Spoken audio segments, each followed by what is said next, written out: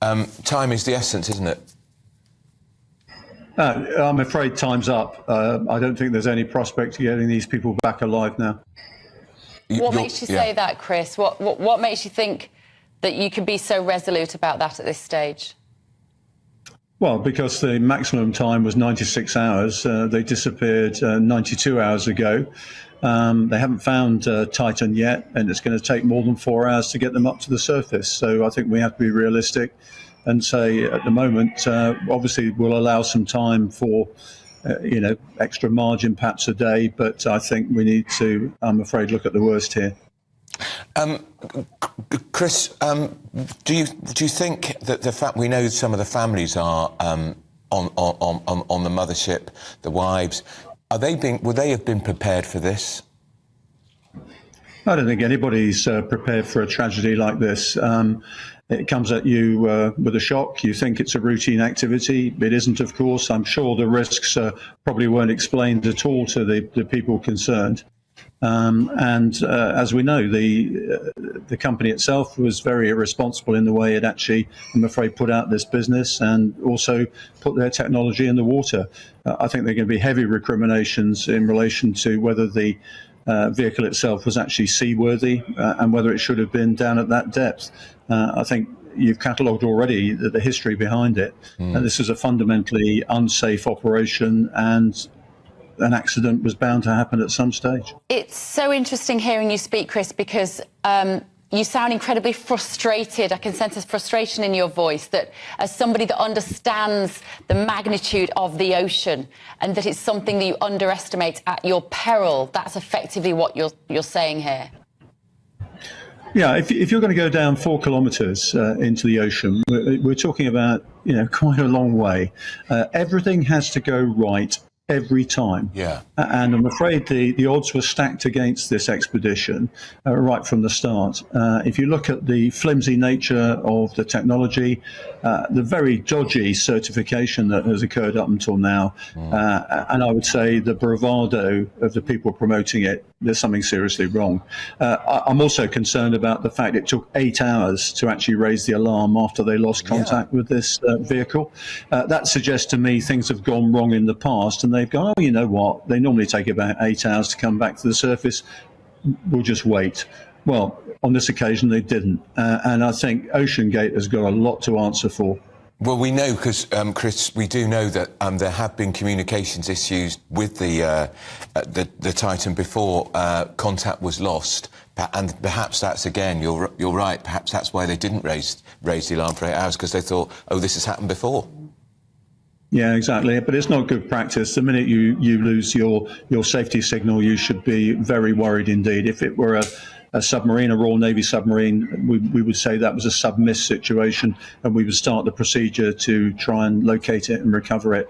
I just think it was irresponsible to actually put this vehicle down. It's had a history, very dodgy history of certification, and I think some questions need to be answered. I mean, the key issue here is this is a totally unregulated area. If you look to see who should be actually applying standards and all the safety issues here, it's not like that. This is the equivalent of building a kit car and saying to somebody, look, come for a drive.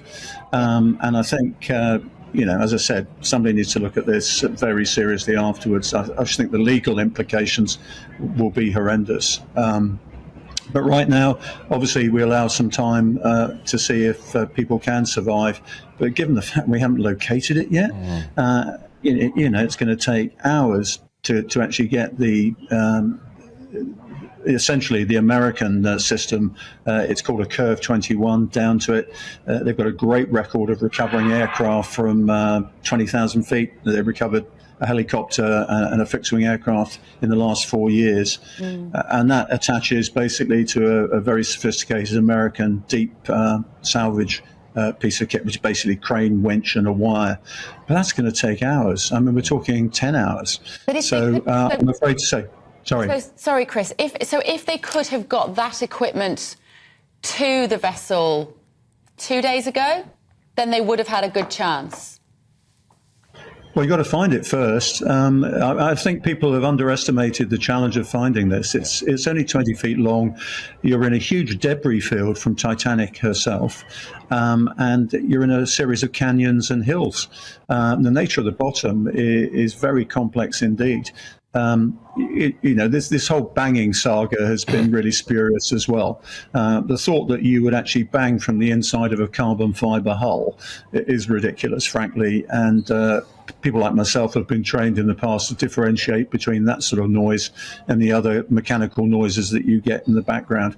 It's given people false hope. I understand why, because they wanted to maintain morale, but I think it was a distraction, to tell you the truth. And I haven't seen any evidence of any survival since contact was lost on Sunday. Just finally, Chris, I mean, I'm a layman. You're the expert here, but I still find it amazing that this tiny little submersible, 22 feet, was allowed to go to the bottom, and that there was no attachment to the mothership. Could there not have been a cable linking it so they had contact with it the whole time? I asked about that earlier in an earlier programme. Was told too expensive. Well, hang on, these people are billionaires, but also the cable could have the currents could have been problematic for the cable. But surely it would have been, if practical, a safer option. Well, it's a good point, isn't it? Because the remote operating vehicles that have been lowered from the rescue ships have actually got cables on them. Exactly. So it answers your question. Yes, it could. I mean, more simply than that, you could have trailed a wire with a buoy that was on the surface. Yeah. So, you can have 4 miles of very, very thin wire. Right. Submarines use it all the time. And you could have had a buoy on the surface. There's all sorts of things you could have done. The most important thing is it could have had a sort of thing that aircraft had, which is a black box pinger, which allows you to locate the black box. It's cheap, it's available, it could have gone in the submersible. But I'm afraid to say, if you look at the company's website, they say, look, we're a bit impatient with dealing with regulators and people who ask questions. We find it gets in the way of innovation. Well, if you've got that sort of attitude, safety is not going to be at the top of your concerns. And as I said, I'm pretty indignant about the way these people were exposed to these sorts of risks. Yeah. I mean, let's ask all 4 of us. Would we have gone in that? No. Not in a million years. No. And No. and if I was a parent, I would not have allowed my 19-year-old son to go in there either, Chris. All right, thank you so much. I'm afraid to say the risks just weren't calibrated by people. You and I do it every day of the week. Just a simple thing, 2 simple things. You're being bolted into it with 17 bolts. You can't get out. That's the first thing. That would have me pretty windy. And secondly, I'm being asked to sign a chit that says that they're not going to be responsible for injury, emotional trauma, or death. Yeah. I mean, that should scream red flag at you. Yeah.